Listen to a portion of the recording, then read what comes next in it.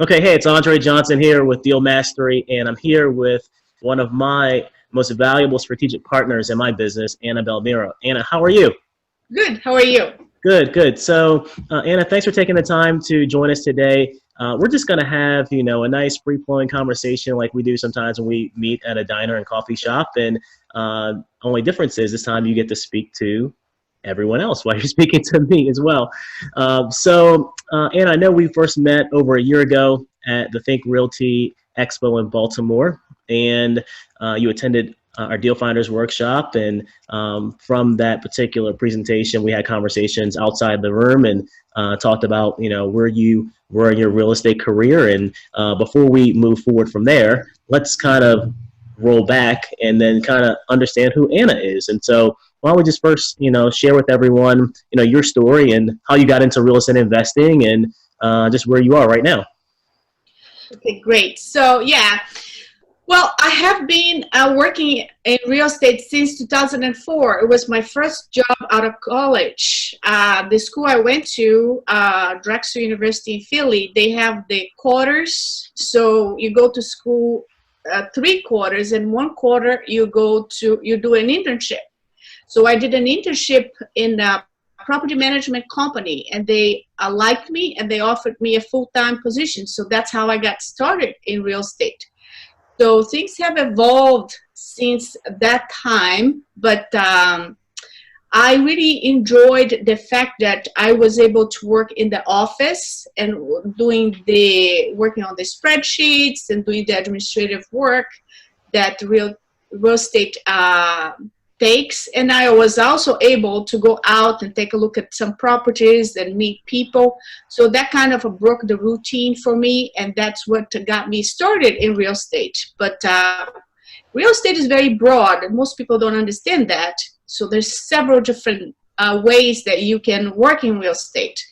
So the job that I do has evolved with time, and now since 2014, it's been 15 years that I have been working in real estate. So I have Oh, accumulated a lot of experience and a lot of good skills, I think, that I bring to the table at this point in my life. And that's what's making me successful at this point with you, with the deal finders, because I was trying to switch a little bit and do more investing.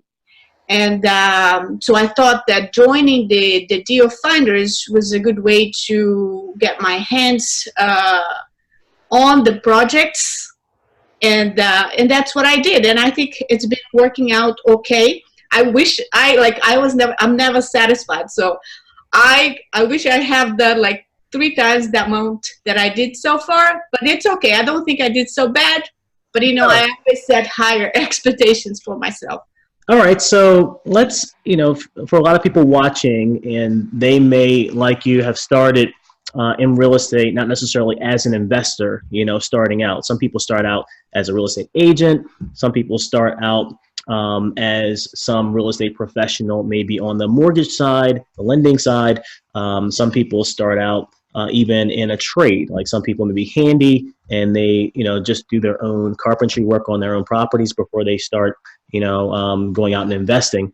Some people start out as contractors, right? So they have a trade. They never know the business side of investing, and they start out just as a contractor. But for you specifically, when you moved to the DMV area, what type of real estate work were you doing at the time when you moved to the DMV area? Well, when I moved to this area, I moved to here to go to grad school. Okay. So that's what I left Philly, because I could have gone to grad school there, but I figured, you went to school here, undergraduate, so might as well live in a different city for graduate school. And I like this area, so I came here a few times before. I did some research on the area. I really like the fact that Maryland, Virginia, and DC are very close. So Mm-hmm. the fact that at the same time, sometimes you could be like in the 3 states in one day. So I think this is the greatest things about this area. So I really, really liked it. And I like DC because it has a very diverse uh, population. So I decided to go to school here. And while I was going to grad school, that was 2008, I figured I didn't want to take a full-time job. So I got the real estate licenses, and I figured I would do it part-time while I was going to grad school. But unfortunately, 2008 was the time when the market crashed. So I wasn't really successful in 2008. So I just quit, and I started a consulting business. With that consulting business and with me going to graduate school, I got to work with a lot of asset managers. Okay. I did portfolio management, and then I just went back to working as closing my first deal as a real estate agent in 2011. So I kept the licenses, but I wasn't really working. Does that answer your question? It does. It does. And so it sounds like one of the things that intrigued you about real estate while you were in school was the fact that it allowed you to control your own schedule. It gave you the flexibility of, when to work, how much to work, and control over your income. That's correct. Does that sound right? Okay. Yeah. And so then when you decided to do real estate full time after closing that first deal, how was it for you in terms of generating business? For example, how were you bringing in the leads? How were you bringing in either listings, or how were you bringing in qualified buyers? Just take us through that process in your early days of working real estate full time. Well, I think in working in real estate, for me, it was important because I didn't have a lot of relationships in the area. And I think it's mostly about having a very large number of relationships. That's how real estate agents generate business, the most traditional ways. So I joined a large office. Okay. Then the office had a lot of top producing agents, and that's mostly where the leads I was getting came from. So, and then eventually I did my own lead generation, pursuits, let's put it that way. Okay. Some were successful, some were not successful. So I tried a number of different things in order to generate leads. So yeah, so most agents, most traditional real estate agents, when they start out, they do 100% rely on, for the most part, their brokerage in terms of bringing in leads, because like you said, they don't have the established relationships, the proven track record to have that network of clientele providing them with referrals. And so that sounds like you started out like most new agents start, but you did something that from my experience that a lot of agents don't do, and that is to take the initiative to try to do what's called self-lead gen. So not just 100% rely on your broker, not just 100% rely on your broker and the referrals that come in from the office and the office's partners and people that you meet. But it seems like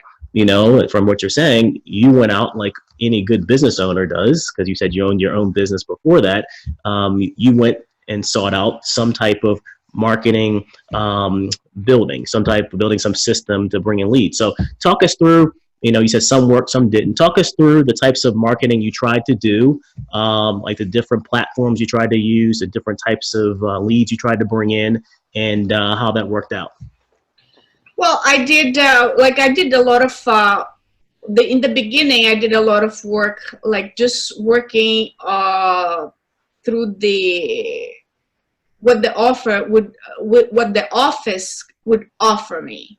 Okay. That was the reason why I was there. It was, and I tried like open houses. I tried,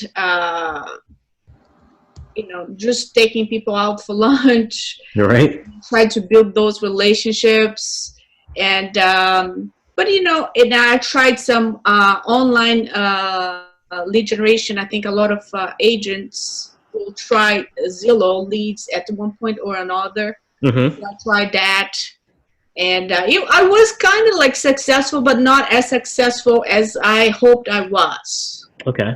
All right. Does that answer your question? Absolutely, absolutely. So there's a lot of platforms out there. A lot of them offer, good value and exposure, like Zillow, like Redfin, where you can sign up as, the agent for the area. There's a lot of different platforms where you can try to get exposure as an agent or as an investor to try to get prospective sellers, to contact you. Of course, it's a lot easier said than done because there's so much competition. There's so many agents. There's so many people who are interested in buying your house. that, you know, when you have a cold lead come in that way, sometimes it's not very simple to turn them into a listing or to turn them into, let's say, on the investing side, a investor-friendly purchase opportunity. So let's spin it forward now, since we now have a good idea who Anna Belmiro is, and in terms of her background. Let's now fast forward back to the time when we met at the Think Realty Expo in Baltimore. And at that time, I know when we met, you had said that you were looking to get more into doing wholesaling. And so now this is now over a year later, but let me see if I can rewind you back to that point in time. Is wholesaling now what you thought wholesaling would be? You know, if you take a look back at when we first had our conversation, how do you look at wholesaling now as opposed to, you know, what you were trying to do? Well, I think that I look back at what has happened, and me trying to find something that I would be happy doing, and something that doesn't exhaust me. What I noticed is with being a real estate agent, I just got burned out because it was not, you know, in essence, it was not the right job for me, because I wasn't more successful at it. Not because I didn't put enough effort, because everything I engage, I put, you know, 110%. But I wasn't very successful because that position wasn't a good fit with my personality. So this is, you know, like when things start to feel not right, it's time for you to move on to different things. So, let me interrupt you.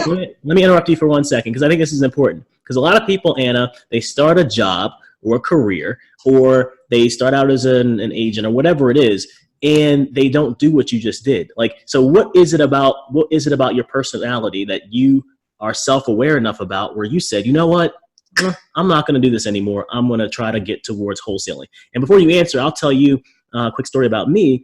A lot of people don't know this, but my educational background is as a chemical engineer and as a chemist. And so my first job out of school was working for a pharmaceutical company as a research engineer. So I was stuck in what you call a clean white laboratory with no windows. I had to wear these white clean outfits and then oversee some clinical trials and experiments. So that wasn't for me. It didn't fit with, you know, what I saw myself doing over the next, you know, 25, 30 years. So I quickly, in a year or two, started pursuing an MBA to get, you know, some marketing experience and a marketing background. And then I went into sales and marketing and then got into real estate. So I was self-aware enough about myself to say, hey, I can't do this forever. So what was it about your personality that you said, you know what, this isn't for me? Well, I guess that, look, I tried really hard to make it work, and it wasn't working, and I was getting drained by doing that kind of job and dealing with the details of being a real estate agent. And I was like, keep in mind that I was doing that part-time, so I didn't depend on the income completely, because I still had my consulting business. Okay. I had built, and I had like, I didn't have like many clients, but I had enough clients to keep me going. So I was doing both things at the same time. And then real estate, being a real estate agent is evolving. Being a real estate agent like 20 years ago is very different than being a real estate agent now. And I honestly don't think that it is a good fit with my personality. You know what I'm saying? So moving to the, like, because I have a very analytical personality. So like I have like a degree in accounting, a business undergraduate degree in business, and I have a master's in finance. So it's logically, my capabilities are more towards being, structuring deals, negotiating. That's what I'm really good at. And that's what has drawn me to wholesaling, because it's mostly, I can use what I have accumulated all of these years, and I can negotiate deals that make sense to an investor. So it's much more fulfilling. It has been much more fulfilling for me to help. I think that the service that I do is a service that I present to the community. So people that do not have the skills that I have can take advantage of the deals that I negotiate and then make money out of it. So I believe that I am creating something that is helpful to the community. You know what I'm saying? By using my skills, and I'm helping others, but I'm helping myself too. So Absolutely, it's a win-win. And so, yeah, you know it's what? a win-win. So that's like the evolution of things. You know, as time goes by, you try something, you think that it might work. You know, at the end of the day, it might not work. So I've had the opportunity this past 2 years to speak with different people that wanted to do what I'm doing. And the only thing is, you need to have the stomach to do it. And you have to have the skill and the stomach, because you're dealing with distressed properties, distressed owners. So if you cannot do that kind of job, it might not be a good fit for you, but it might. You don't know if you don't try. You know what I'm saying? Correct. And so I just wrote an article and published for a national publication called "Stop Trying to Improve Your Weaknesses." And it sounds like crazy, right? Stop trying to improve your weaknesses. But if people in business, especially small businesses and entrepreneurs, if you focus more on strengthening your strengths, okay, instead of trying to improve your weaknesses, you'd be much better off. And so I use what you just said as an example. So instead of trying to do some type of self-improvement on the things that you knew were frustrating to you in that traditional realty space, when we met, of course, you already had the vision of trying to find some resource, find some partner, find some system that could help, bring in the leads, and then now allow you to focus on what you are strong at, which is negotiating, what you love, putting deals together.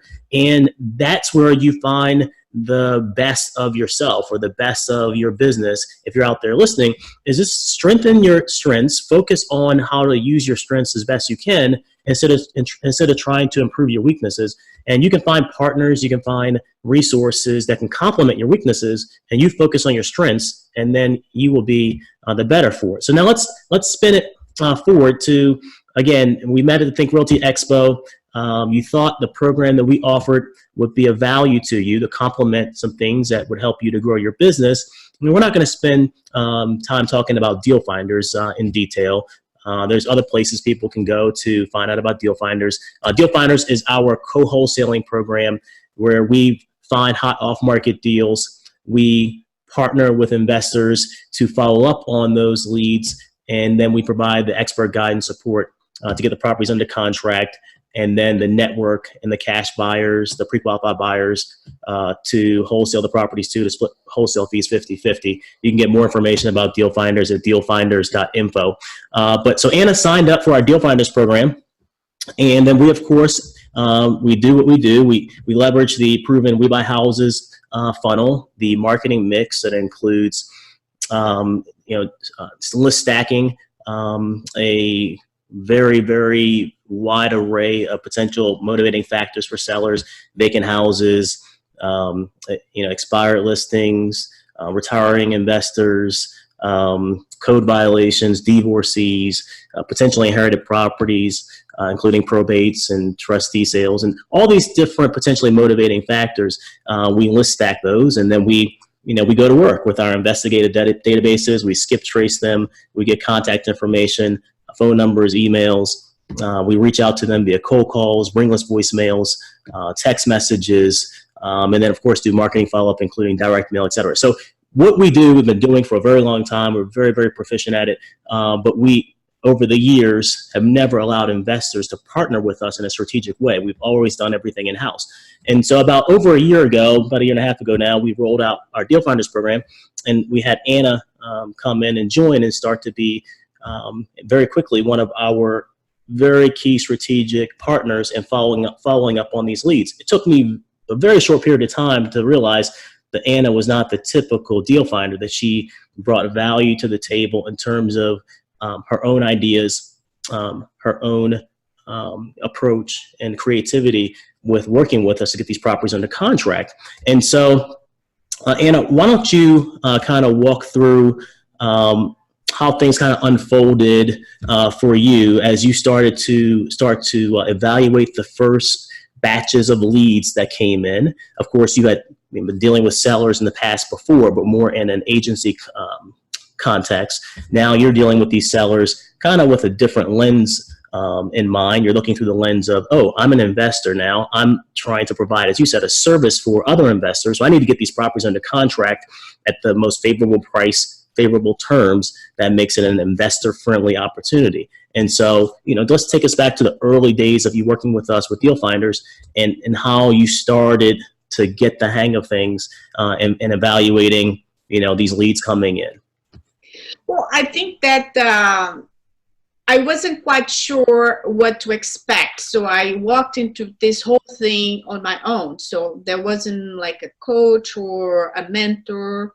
There was no one like letting me know what to do. So that's how I do most of things in my life anyways.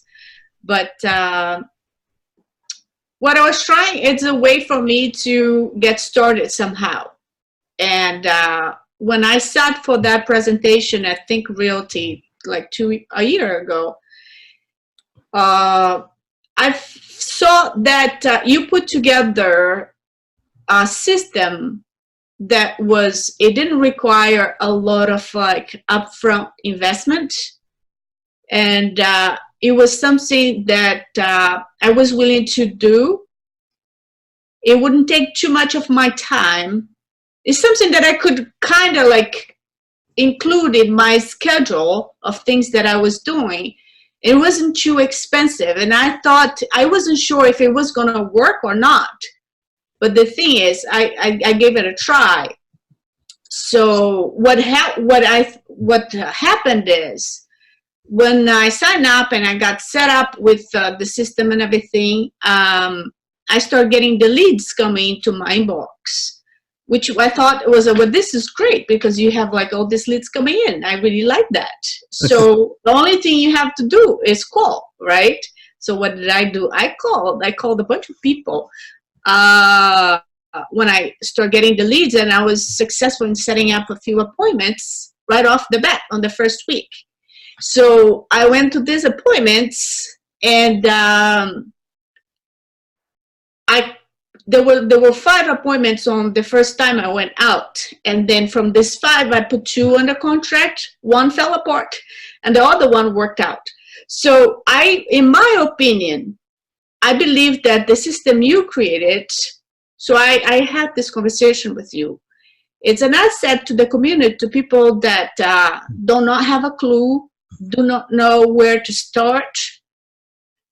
I think it's great because it gives you the opportunity to just actually put in the time. It's like it's your sweat equity, really, because you're not investing a lot of money in order to have all the systems. Because I know you have a big overhead every month with everything that you pay. I know you have several. I've seen at least, I counted one day, you have at least 7 VAs, at least, 7 VAs, and all the software that you have.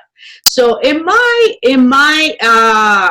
I have done some brief calculations, but it would cost at least $10,000 to $15,000 per month to keep the business going.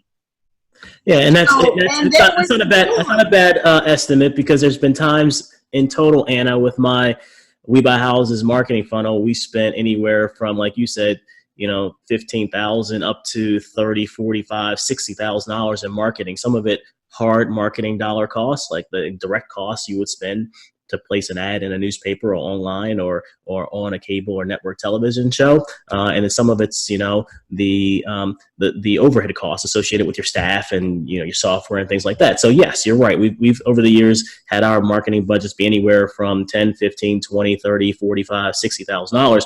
But one of the things I'll just add is that it's through strong partnerships with quality partners like yourself, Anna, that allows us to be more cost effective in what we do, because it's a win-win. Like, you have great negotiating skills and talents, and so we have the expertise in being able to use our marketing experience to find these motivated sellers, and then our call center and our team does the heavy lifting of getting these people on the phone or getting them to respond to our text messages or our ringless voicemails, and then we qualify them. And then it's through that process, we deliver you a qualified lead, and then you can do what you do best. You spend all your time and energies and efforts on things you love to do, and that is building rapport and negotiating with the seller. And that's where the win-win, happens. So. Yeah, I agree. But I think that I was able to do more because I bring more to the table with all of these years of experience that I have. But it's not just a good fit for somebody like me, but it is a good fit for someone that has no experience at all. And, they can take advantage of what you offer and your expertise. Let's say they get just like they go and spend like at least 3 to 4 hours per week, calling these leads, and they get to set up appointments. They might not know what to do with that if they were doing it on their own. But because they have all this structure already set up and available for them, it would be a great way for them to get their feet wet and then like try the systems and see if it's a good fit for them. But and it's not that expensive, and it pays off. All the thing they have to do is to close at least one deal. If you close one deal per year, it would pay off what it is that you charge, and then it would be a win-win situation for them as well. You know what I'm saying? So that's what I think. I think it's a good fit not just for people that are experienced, but it's a good fit for people that do not have any experience. So I think that the system you created with the deal finders does provide a very good service to the community for people that wanted to invest. You need to be able to do the work. Okay, so what you were saying, Anna, essentially is, yes, the system, Deal Finder specifically, is set up not only to work for experienced investors, but also to work for newer investors. And there are 4 main asset categories that you have to have one or the other. The more you have, the better, but you have to be willing to invest in one of these 4 areas. One is capital and cash. Okay. Now, you already mentioned that Deal Finders, there's not a heavy cash or capital investment. And a lot of people starting out, they just want to kind of test the waters. And so Deal Finders is a great way to get in with very little money or capital at all. 2, in terms of credit, in real estate, sometimes you have to, leverage credit for financing. Well, if you're looking to wholesale, you don't have to worry about financing because you're looking obviously to leverage someone else's financing. If they're going to buy the property, you're wholesaling it to them, or if they're buying cash, there's no financing required at all. So we just talked about capital and cash and credit. Those are the top 2 areas where people get caught up. One of the last 2 areas is time. Now you have to be either willing to invest your time, or you have to be willing to leverage some other person's time. And then lastly, experience. So the 4 areas, capital and cash being 1, credit being a 2nd, 3rd being time, and 4th being experience. You have to be willing to invest one of those areas in order for you to get started or to take your business to the next level. And then, of course, experience breaks down in so many different areas and categories, right? And the experience to find deals, the experience to negotiate, the experience to actually fix properties, or the experience to actually rent out property. All these different components of experience, factor in. So the cool thing about what I said before about someone being able to complement their weaknesses with a strategic partner or a system that's already proven is that you don't have to be all of those things at once to get started. So you don't have to have all the cash. You don't have to have the great credit. You don't have to have, all the time in the world. You don't have to have all the experience. Like literally you can get started without literally any of those things except for investing maybe, 10 to 12 hours a week just to get your business started. And like you said, that's the sweat equity that if you want to be successful, at a bare minimum, you have to be willing to invest that amount of time. And so that's where, we come in as a strategic partner, is that we bring all the other components to the table, to help you to be successful. We bring the cash and the capital to, bring these motivated seller leads. Like you said, Anna, you've counted 7 VAs. We have more than that. That's all. Those are the only ones that you see. But we cover the overhead of the 15,000 plus marketing budget to get these leads to come in. So that's our cash, our capital. Okay. In terms of credit, yes, there's some credit that has to be leveraged, to have some of our systems work. There's some credit that has to be used to actually buy some of these properties, like some of the rentals. There's credit for the loans, the financing. In terms of time, we have so many man hours in terms of our call center. We have so many man hours in terms of the support staff that analyzes and reviews the deals and gives you feedback on those deals.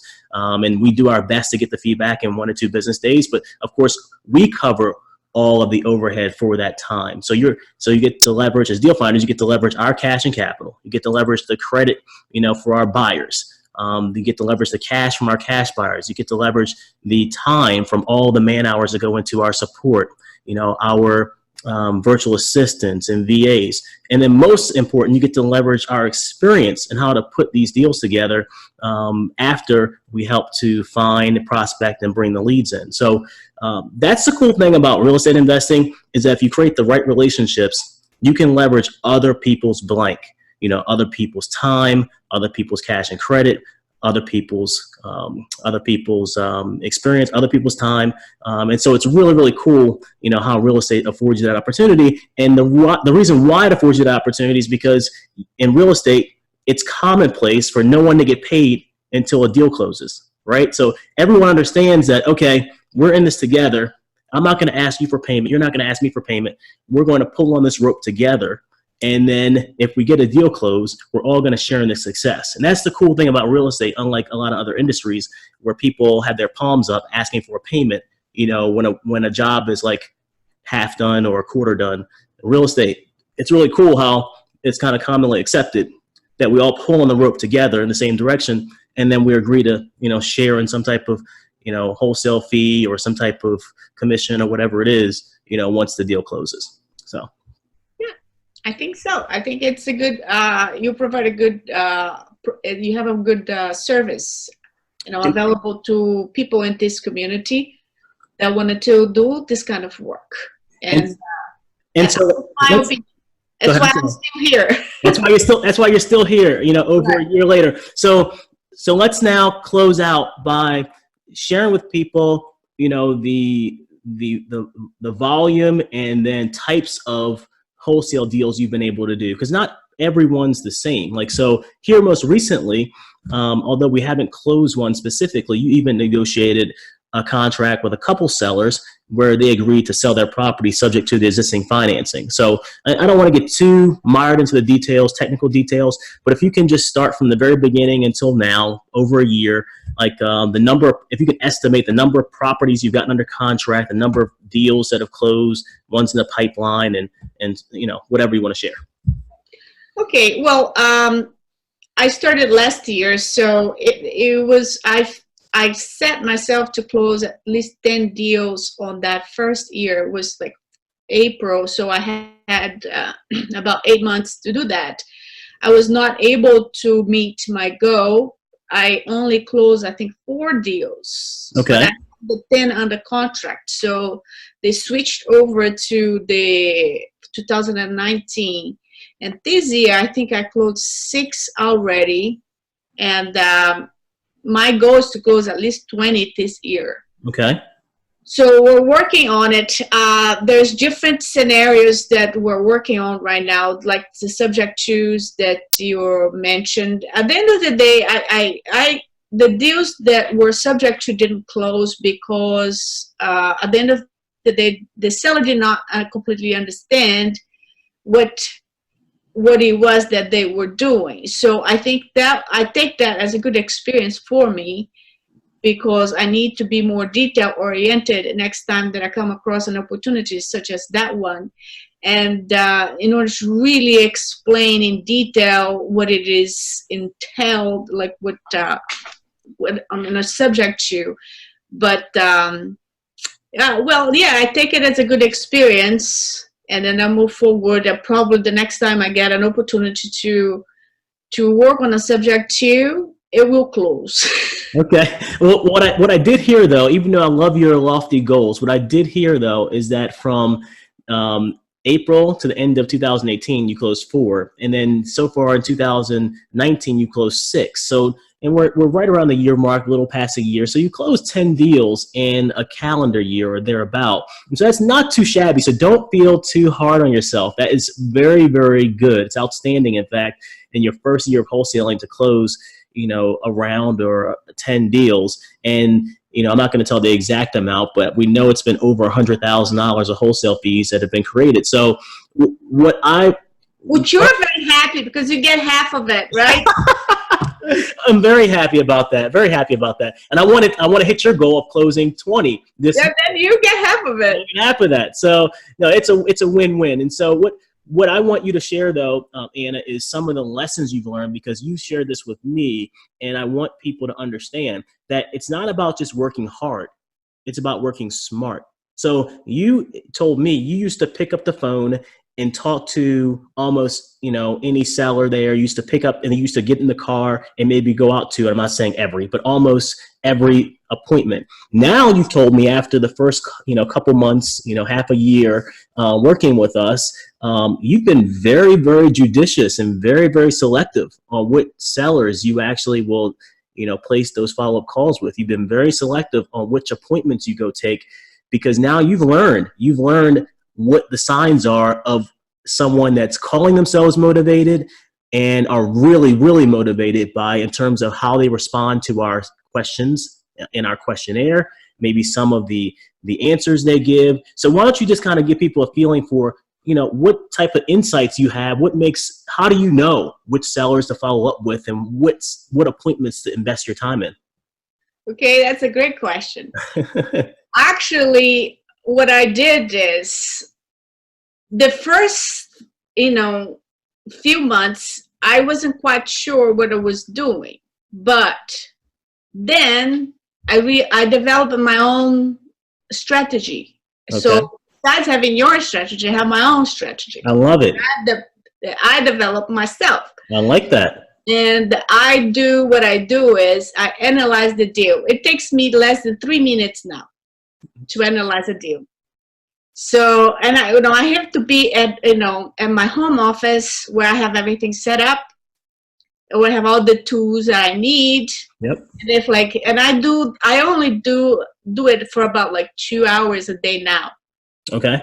So I analyze all the deals that I get within 3 to 5 minutes.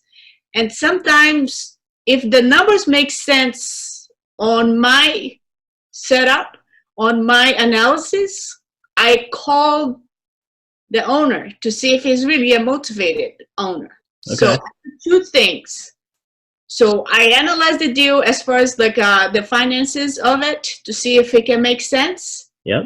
And if it does make sense, I take the second step and I call the owner to see what's his motivation. So if the numbers make sense, but he's paying, and I see that this is not going to work, I try to be nice, but I just don't take the lead. You know what I'm saying? Because I know that's not the best use of my time. This is not a deal that is going to close. It's not a deal that makes sense. If it's a deal that makes, it's an amazing deal, but the seller is a pain, I still go after it. Okay. Because I think, I might be able to do something here. Right. Like that personality. I got you. So but the numbers have to be amazing. Amazing. So for me to move in that direction. So if the seller's a jerk on the phone call, you'll only continue to work with them if the numbers are just amazing. Yeah, if the numbers are amazing and he's a jerk or she's a jerk, right? I still go for it. Okay, it makes sense. It makes sense, right? Yeah, if the numbers don't make a lot of sense and they are a jerk, I don't go for it. It makes sense because at the end of the day, the process of wholesaling and investing is about relationships and rapport building. So, you can get the property under contract, but it could fall through because the seller's too difficult. They may be difficult with giving you access to the property. It may be difficult with providing the documentation that we need. They may be difficult with dealing with the title company. There's so many different areas where you have to... It can fall apart. Right, it can fall apart. So your assessment on having a good rapport with the seller and them being just pleasant to work with is very underrated from people that are in this business in terms of, where they invest their time in wholesaling. That's a very, very astute, point and assessment. And so I love the fact that you've implemented your own systems and in terms of which leads to follow up on, in terms of how to quickly analyze your deals to fit your criteria. And that's a note that people should take, to, even if you're leveraging a system like we have to bring in these qualified leads, you have to implement, within your own workspace, how you want to invest your time, whether it's, okay, I'm going to invest 10 to 20 hours a week, or I'm going to do this full time, or I'm just going to invest 5 hours a week. I'm going to have a VA, do some follow-up calls, and I'm going to then, follow up personally with the ones that hit my qualifying criteria. Whatever the case may be, implement a system that works for you and stick to it like Anna has. And then, you can achieve a measure of success, like Anna has, working with us for over a year. So Anna, let's kind of wrap this up. I appreciate the time that you spent with me and with everyone talking today. Any final words that you just want to share about your business? We've spoken a lot about, us working together. We spoke about, kind of your growth into the real estate investing space and just our time over the last year working together. I know you're looking forward to growing your business as a full-time investor, building your cash buyers lists and a lot of things we talked about. Anything you want to share with folks about you building your own business, about what you are looking to do over the next year, 3 to 5 years? Well, I am working on developing my business plan myself, what it is that I wanted to accomplish. And I have a pretty good idea of what I wanted to do. And it's just like I didn't have, if we had this conversation like 3 months ago, I wouldn't be able to be more as certain as I am right now. But I do know what I wanted to do. And from this point on, it's just I have every intention to continue to work with you with the deal finders. That's great. That's good to hear. Yeah, with the same capacity that we are working now.